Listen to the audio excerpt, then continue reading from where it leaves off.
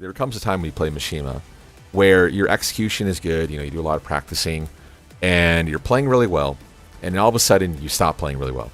So your execution has fallen by the wayside, and unfortunately it's like quicksand. It slowly becomes worse and worse until you completely lose control of the match, and you're just like a blabbering idiot hitting buttons, and nothing's working out your way.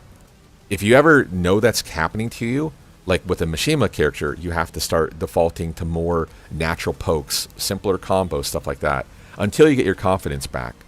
But you don't want to get caught in quicksand and keep trying to work your way out and making things absolutely worse. That's what I felt like happened to you against the King guy. You got caught in quicksand, you kept forcing like the running 2 meta, it never came out like half the time, and then you just kind of lost sight of like the bigger picture.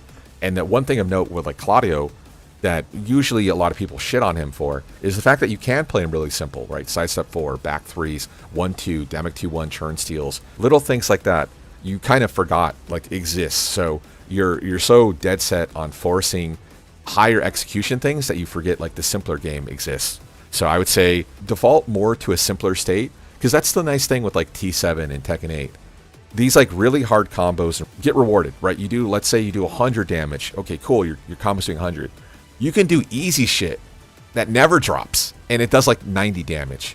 So you're only doing 90% of the damage, 10% less damage than your maximum, but it's also not mentally taxing, and it doesn't get you caught in quicksand by going for these easier, simpler ideas. Little things like in that one round, the dash up instant wall stand 1 against that guy, you got the reset luckily, but little things like that, you can fade away from them. You got back 4-4 short. Again, what we talked about earlier with tornado spin and heat burst, like that time where the screen freezes allows for you to better understand everything that's going on. And now granted, you might get caught in a situation you're not comfortable with, but like you should be comfortable in most of the situations where you can kind of confirm what's likely going to happen. For instance, that same situation, right? The end goal is for you to keep them on the breakable wall such that the low heat smash will always present a major threat for instant kill.